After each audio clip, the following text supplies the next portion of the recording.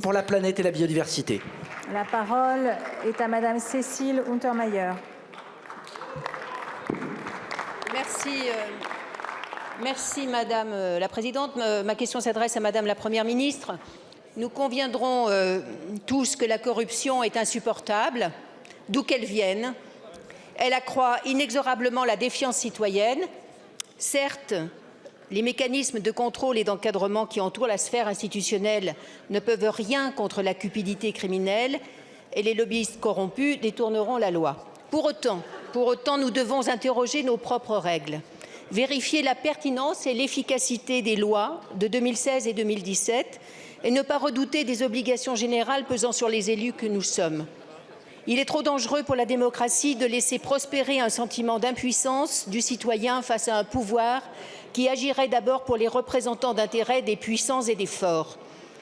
Le décret d'application de la loi Sapin II du 9 mai 2017, signé par le Premier ministre, vient réduire, pour ne pas dire bloquer, la portée du dispositif législatif de prévention de la corruption et laisse ouverte la voie aux lobbyistes sans scrupules et aux lobbyistes puissants. Cela est dénoncé ici sur tous les bancs. Alors, sans tourner le dos à la société de confiance, êtes-vous prête à amplifier notre politique de prévention et de lutte contre la corruption et, pour commencer, à revoir avec nous le décret problématique de 2017 ? Je vous remercie. Merci Madame la députée. La parole est à Madame Olivia Grégoire, ministre déléguée chargée des petites et moyennes entreprises, du commerce, de l'artisanat et du tourisme. Merci Madame la Présidente. Madame la députée Untermaier, les faits que vous évoquez sont des faits graves.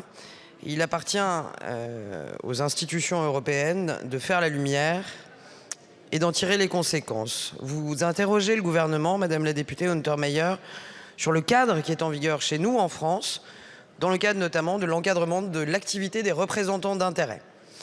La loi Sapin II, la loi du 9 décembre 2016 relative à la transparence, à la lutte contre la corruption, à la modernisation de la vie économique, a confié à la Haute Autorité pour la transparence de la vie publique la gestion d'un répertoire des représentants d'intérêts, avec, comme vous le savez, l'ambition d'établir plus de transparence sur ces activités, mais aussi de leur donner un cadre déontologique commun. La Haute Autorité, vous m'autoriserez à la citer, la HATVP, se félicite de ce fonctionnement. Dans le dernier rapport d'octobre 2021, elle soulignait, je pense que c'est intéressant de le partager avec vous, que près de 40 000 activités de lobbying ont été déclarées. La Haute Autorité souligne aussi que notre dispositif national est l'un des plus étendus au monde. L'un des. Pour autant, la Haute Autorité pour la transparence de la vie publique formule aussi plusieurs propositions d'amélioration et notamment de préciser les autres décisions publiques placées dans le champ de la déclaration des représentants d'intérêts qui pourraient créer une forme d'incertitude juridique.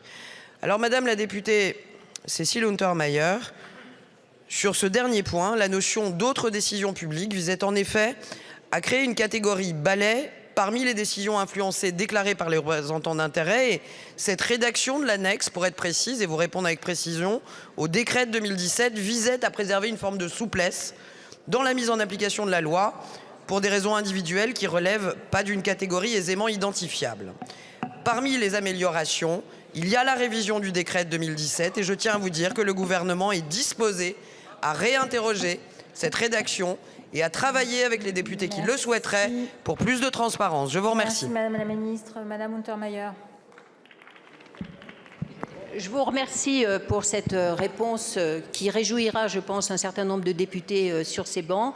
Et je ne manquerai pas, avec mon groupe, de vous transmettre une note vous rappelant les dispositions que nous souhaiterions voir modifiées dans ce décret. Merci Madame la députée.